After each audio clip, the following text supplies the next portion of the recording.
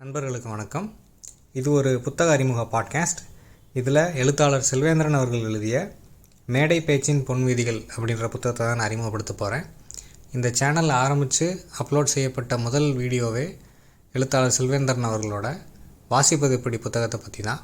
செல்வேந்திரன் அவர்கள் விகடன், தமிழ் ஹிந்து போன்ற பத்திரிகையில் வேலை பார்த்துருக்காரு. முடியலத்துவம், நகமோலை பயலே, வாசிப்பது எப்படி, பெரும் வெற்றுக்காலம் போன்ற நூல்களை எழுதியிருக்காரு. இதில் வாசிப்பது எப்படி புத்தகம் ஆங்கில மொழிபெயர்ப்புலையும் கிடைக்கிது. தமிழகத்தில் மிக அதிகமாக விற்ற புத்தகங்களில் ஒன்றாக இன்றைக்கி அது உருவாகிருக்கு. இந்த குறிப்பிட்ட புத்தகம் மேடை பேச்சின் பொன்வீதிகள் செல்வேந்திரன் அவர் சின்ன வயசுலேருந்தே மேடை உரைகளை கேட்கறதுல பெரும் விருப்பம் கொண்டவர். இன்று ஒரு மேடை பேச்சாளராகவும் தன்னை நிரூபிக்கிட்டு இருக்காரு. தமிழ்நாட்டில் உள்ள இந்த மேடை கலாச்சாரம் எப்படி இன்றைக்கி சீரழிஞ்சிருச்சு, அவர் சிறுவனாக இருந்தப்போ அது எப்படி இருந்துச்சு, இந்த கடந்த 20 வருடங்களில் அது எப்படி தரை தட்டிருச்சு, அது ஒரு இயக்கமாக இருந்தது, இன்றைக்கி எப்படி பூஜ்ஜியத்துக்கு வந்திருக்குன்னு சொல்லி அவரோட ஆதங்கத்தை வெளிப்படுத்திட்டு முன்னுரையிலே அதை சொல்லிடுறாரு. சொல்லிவிட்டு ஒரு 70 விஷயங்களை சொல்கிறார். பாயிண்ட் பை பாயிண்டாக தான் நம்பர்ஸ் போட்டு 70 விஷயங்களை சொல்லிவிட்டு அவர் பள்ளிகளில், கல்லூரிகளில், புத்தக கண்காட்சி மாதிரி இடங்களில் ஆற்றிய உரைகளோட எழுத்து வடிவத்தை கொடுத்துருக்காரு. இந்த புத்தகம் ஒரு பொது மேடை பேச்சாளராக ஒரு பப்ளிக் ஸ்பீக்கராக தன்னை உருவாக்கிக்கிடணும் அப்படின்னு நினைக்கக்கூடிய எல்லோருக்கும் ஒரு சிறந்த அறிமுக புத்தகம் இது. இந்த உலகத்தில் பெரும்பாலான மக்கள் பாம்பு புத்துக்குள்ளே குதிக்கிறதுக்கப்புறம் மிக அதிகமாக பயப்படுறது ஒரு மேடையில் பேசுகிறதுக்கு தான். ஸோ இன்றைக்கி உலகம் முழுவதும் பள்ளி கல்லூரிகளுக்கு வெளியில் பயிற்றுவிக்கப்படும் திறன்களில் மேடை பேச்சு அப்படின்றது ஒரு முக்கியமான திறன். நீங்கள் இணையத்தில் தேடி பார்த்தீங்கன்னா அதுக்கு எத்தனை நூல்கள் இருக்குது, எத்தனை விதமான கோர்சஸ் இருக்குது, யூடியூப்பில் எத்தனை பேர் அதை சொல்லித்தரேன்னு சொல்லி இருக்காங்கன்னு சொல்லி நீங்கள் பார்க்கலாம். தன்னம்பிக்கை நூல்களின் காட்ஃபாதரான அவர் தான் அமெரிக்காவில் எழுதி அதை பிரபலமாக்குறாரு. அதை ஒரு தனித்துறையாகவே உருவாக்கின ஆட்களில் அவர் ஒருத்தர், டேல் கார்னகி. அவர் அப்போவே 1940ஸ்லேயே the art of public speaking அப்படின்லாம் சொல்லி ஒரு புத்தகம் எழுதியிருக்காரு. ஸோ இந்த புத்தகத்தோட முன்னுரையில் செல்வேந்திரன் அவர்கள் ஒரு திருக்குறளை மேற்கோள் காட்டி அதுக்கு ஒரு புதிய அர்த்தத்தை தர்றார். என்ன அப்படின்னா, தோன்றின் புகழோடு தோன்றுக அப்படின்றத குறளை சொல்லிவிட்டு அது மேடையில் நீங்கள் ஏறி பேச போகிறீங்க அப்படின்னா அந்த மேடைக்குரிய தகுதியோடும் புகழோடும் நீங்கள் ஏறி பேசணும் அப்படின்னு சொல்கிறார். அதுதான் தோன்றின் புகழோடு தோன்றுக. நம்ம எல்லாரும் பணக்காரங்களாக அதிகாரத்தில் உள்ளவங்களோட பிள்ளைகளாக பிறக்க முடியாது. பட் இப்படி நம்ம தகுதியை வளர்த்துக்கிட்டு ஒரு மேடையில் ஏறி பேசணும் அப்படின்னு சொல்கிறார். இந்த மேடை பேச்சு கலையின் ஆரம்பம் கிரேக்கம். அங்கே Aristotle the art of rhetoric அப்படின்ற புத்தகத்தை 2000 வருடங்களுக்கு முன்னாடியே அவர் எழுதியிருக்காரு. அன்னைக்கு கிரேக்கத்தில் தத்துவவாதிகள், அரசியல் தலைவர்கள் இவங்க எல்லோரும் பெரிய மேடை பேச்சாளர்களாக இருந்திருக்காங்க. மக்கள்கிட்ட பேசிக்கிட்டே இருந்திருக்காங்க. அன்று பேச்சு தான் ஊடகம். இவங்க பேச்சின் வழியாகத்தான் மக்களுக்கு விஷயத்தை கொண்டு போக முடியும், எதையும் செலுத்து கொண்டு போக முடியும். அதனால் அன்றைக்கி பேசும் கலை அப்படின்றது ஒரு இன்றியமையாத கலையாக அந்த காலத்தில் இருந்திருக்கு. அதனோட தொடர்ச்சி இன்றைக்கு வரைக்கும் இருக்குது. இது அறுபட்டு போயிடல. உலகம் முழுவதும் பொது மேடையில் பேசக்கூடியவங்க, திறம்பட பேசக்கூடியவங்க தான் தலைவர்களாக உருவாகிறாங்க. அமெரிக்க தேர்தலின் போது அங்கே மேடை விவாதங்கள்லாம் நடக்குது. இதில் செல்வேந்திரன் அவர்கள் முதல்ல சில விஷயங்களை சொல்லிடுறார், எதெல்லாம் செய்யக்கூடாதுன்னு சொல்கிறார். அதில் முக்கியமானது என்ன அப்படின்னா, ஒரு மேடை பேச்சாளர் அடுக்குமொழியில் சும்மா பேசக்கூடாது. அதாவது ஆன்றோருக்கும் சான்றோருக்கும் என்னை போன்றோருக்கும் வணக்கம் அப்படின்ற மாதிரிலாம் பேசக்கூடாது, அதை தவிர்க்கணும்னு சொல்கிறார். அப்புறம் எந்த ஊரில் போய் பேசுகிறோமோ அந்த ஊரை தேவைக்கு அதிகமாக புகழ்கிறது, அந்த நிகழ்ச்சி ஏற்பாட்டாளர்களை புகழ்கிறது, ஒரு நிறுவனத்துக்கு போயிருந்தால் அந்த நிறுவனத்தை புகழ்கிறது, இதெல்லாம் செய்யக்கூடாதுன்னு சொல்கிறார். ஏன் அப்படின்னா, ஒருத்தர் இப்படி ஒன்று செய்யும்போது நாளை பின்ன அந்த நிறுவனத்தில் ஏதோ ஒன்று தவறாக நடக்குது அப்படின்னா இவர் பக்கம் அந்த கேள்வி வரலாம், அன்றைக்கி நீங்கள் அப்படி பேசுனீங்களே அப்படின்ற மாதிரி. அதனால் இதெல்லாம் செய்யக்கூடாதுன்னு சொல்லி தெளிவாக சொல்கிறாரு. கூறியது கூறல் பிழைன்னு சொல்கிறார். ஏற்கனவே மேடையில் உள்ளவங்க முன்னாடி பேசினவங்க சொல்லிட்டதை திரும்ப சொல்லக்கூடாது, அவங்க பேசுனதை சம்மப் பண்ணக்கூடாது.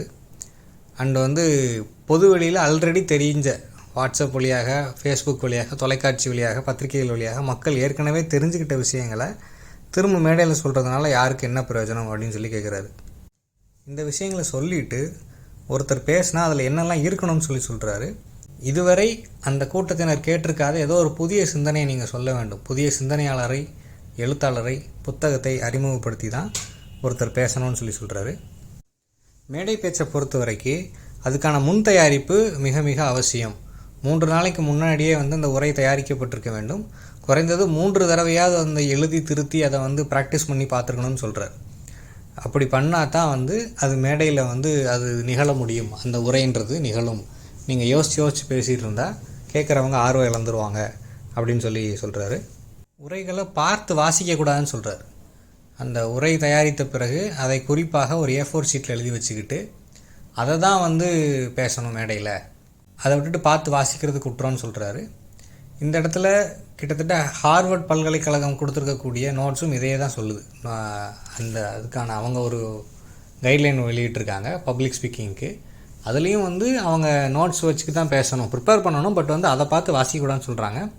பட் ஆனால் நீங்கள் வெஸ்டர்ன் கண்ட்ரீஸில் வந்து பேராசிரியர்கள், அறிஞர்கள் இவங்க பேசும்போது பெரும்பாலான சமயம் அவங்க எழுதிட்டு வந்ததை அப்படியே பார்த்து வாசிக்கிறத நீங்கள் பார்க்கலாம். ஒரு நல்ல உதாரணம் வந்து ஸ்டீவ் ஜாப்ஸ் வந்து ஸ்டான்ஃபோர்டு பல்கலைக்கழகத்தில் ஆற்றிய அந்த உரை, அது இணையத்தில் பார்க்க கிடைக்கிது. மிக பிரபலமான உரை, அது பல மில்லியன் பேர் பார்த்த உரை, 15 நிமிஷம். அது அவர் எழுதிட்டு வந்து தான் அவரே எழுதின உரை. அதை வாசிக்கிறாரு. பட் ஆனால் அது வந்து ஒரு நிகழ்கலை போல தான் இருக்கும், நிகழ்த்துக்கலை போல தான் இருக்கும். அது பார்த்து வாசிக்கிற மாதிரியே இருக்காது. அண்ட் நீங்கள் அவரோட மற்ற உரைகள், அவரோட ப்ராடக்டை முதல்ல லான்ச் பண்ணும்போது, ஐபாடோ இல்லை வந்து ஆப்பிள் ஃபோனோ லான்ச் பண்ணும்போது அவர் பேசினதெல்லாம் பார்த்திங்க அப்படின்னா அது அவ்வளோ ஸ்பான்டேனியஸாக இருக்கும். அதெல்லாம் பலமுறை பேசி ப்ராக்டிஸ் செய்யப்பட்டது தான். ஒத்திகையெல்லாம் பார்த்துட்டு வந்து தான் அவர் பேசுகிறாரு. ஸோ அந்த மாதிரி இருக்கணும்னு சொல்கிறார். கோபிநாத், ஆர்ஜே பாலாஜி, ஆர்ஜே ஆனந்தி மாதிரி ஆட்கள் வந்து 2x ஸ்பீடில் பேசுகிறாங்க. அவ்வளோ வேகமாக ஓடி பேசுகிறதுல யாருக்கு என்ன பிரயோஜனம் அப்படின்றதையும் ஒரு கேள்வியாக முன்வைக்கிறார். அவ்வளோ வேகமாக பேசணும்னு அவசியம் இல்லை, நிதானமாகத்தான் பேசணும்னு சொல்கிறாரு. அண்ட் ஒருத்தர் பேசும்போது அதில் டெலிவரி ஸ்பிரிட் அப்படின்னு ஒன்று இருக்கணும். அது என்ன அப்படின்னா, ஒருத்தர் உளமாற நம்பும் விஷயத்தை அவர் தன் வாழ்க்கையில் எதை கடைபிடிக்கிறாரோ, அவர் தன் வாழ்க்கையை எப்படி அமைச்சிக்கிட்டு இருக்காரோ அந்த மாதிரி ஒரு விஷயத்தை ப்ரிப்பேர் பண்ணிட்டு வந்து பேசினா தான் அவர் பேச்சுக்கும் அவர் வாழ்க்கைக்கும் இடைவெளி இல்லாமல் இருந்தால் தான் அது மேடையில் எடுபடும் அப்படின்னு சொல்கிறாரு. ஒருவேளை நோட்ஸில் வந்து ஏதோ ஒன்று இல்லை நோட்ஸே மறந்துட்டீங்க அப்படின்னாலும் அந்த உரை தங்கு தடையின்றி நிகழணும் அப்படின்னா அதை நீங்கள் முதல்ல நம்பணும், அதை நீங்கள் வாழ்க்கையில் அன்றாடம் கடைபிடிக்கணும். அப்போ தான் அதை பேச முடியும்னு சொல்கிறாரு. இந்த கொள்கைக்கு இல்லை இந்த பாயிண்ட் ஆஃப் வியூக்கு மார்ட்டின் லூத்தர் கிங் வந்து அமெரிக்காவில் ஆட்டின I have a dream speech தான்.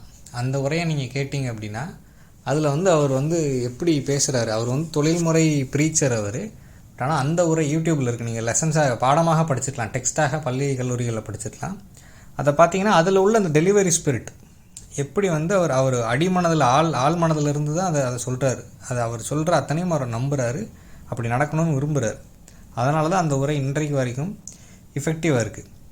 அண்ட் இன்றைக்கி தமிழ்நாட்டில் சிறப்பாக உரையாற்றக்கூடிய அரசியல்வாதிகள் அப்படின்றவங்க விரல் விட்டு எண்ணிடலாம். நம்ம எந்த கட்சி கூட்டத்திலையும் வந்து எந்த எலெக்ஷன் தேர்தல் ஒட்டி நடக்கக்கூடிய எந்த பிரச்சாரங்கள்லையும் வந்து நன்றாக பேசக்கூடிய ஒரு தலைவர் கூட நீ கண்ணில் படலை. அண்ட் புதுசாக கட்சி ஆரம்பித்தவங்க பேசுகிறதெல்லாம் வந்து சினிமாவில் வர்ற கிளைமேக்ஸ் காட்சி மாதிரி தான் இருக்குது. அண்ட் பட் செல்வேந்திரன் 2-3 இடங்களில் வந்து சீமான் அவர்களையும் திருமாவளவன் அவர்களையும் சிறந்த பேச்சாளர்கள்னு சொல்கிறாரு. நான் இவங்க 2 பேரோட உரைகளையும் பெருசாக கவனிச்சதில்லை. பட் ஆனால் சீமான் பேசுகிறத அவர் உண்மையிலேயே நம்பி தான் பேசுகிறார் அப்படின்றது தெரியுது. அந்த டெலிவரி ஸ்பிரிட்டுக்காக அதை சொல்கிறாரு. ஏதோ ஒரு நிகழ்ச்சி வழியாக பிரபலமாகி அந்த பிரபலத்தை வச்சுக்கிட்டு பேச்சாளர்களாகவும் வந்து பேசி பணத்தை ஈட்டுறவங்களை வந்து கடுமையாக அதில் சாடியிருக்காரு. அவங்க 5,000 முதல் 2 லட்சம் வரை 2.5 லட்சம் வரை கட்டணம் பெறுவதாக சொல்கிறாரு. தமிழ்நாட்டில் அப்படி 116 பேர் இருக்காங்கன்னு சொல்லி, அது உண்மையான நம்பரா ரேண்டமான நம்பரா சும்மா கிண்டலுக்கு சொல்கிறாரான்னு தெரியல. இதில் பல பேர் பேசுகிறது ஸ்டாண்டப் காமெடியில் தான் வரும்னு சொல்கிறார்.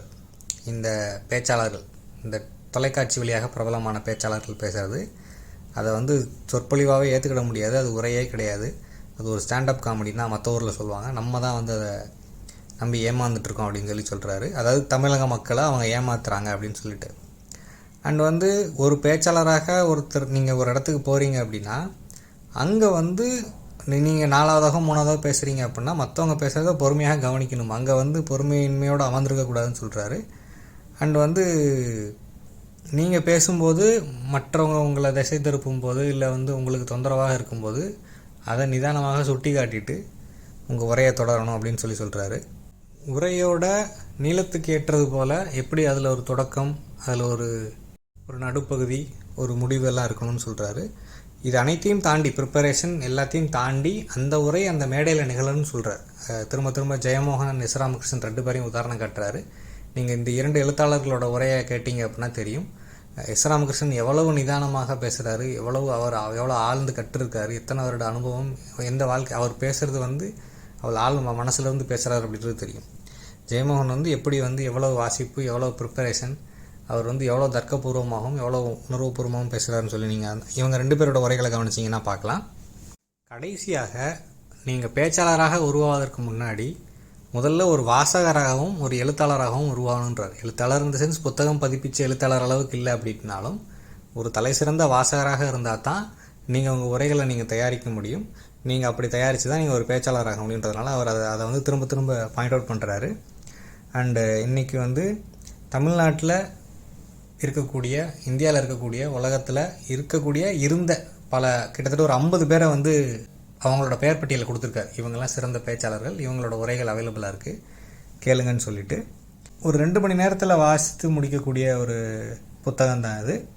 மேடை பேச்சாளர்னு மட்டும் இல்லாமல் இன்றைக்கி எல்லோரும் ஒரு பொதுவெளியில் பேச வேண்டிய சூழ்நிலையில் இருக்கும். பொதுவெளினா நூற்றுக்கணக்கான ஆட்கள் முன்னாடி இல்லாட்டினாலும் ஒரு சின்ன அலுவலகத்தில் ஒரு 4-5 பேர் முன்னாடி பேசணும்னா கூட அதுக்கான தகுதியை நம்ம வளர்த்துக்கணும் அப்படின்னா அதுக்கான பயிற்சி தேவை, அதுக்கான விவரங்கள் தேவை. அதை அளிக்கக்கூடிய சிறந்த நூல் இது. வாய்ப்பு இருந்தால் வாசித்து பாருங்கள். நன்றி.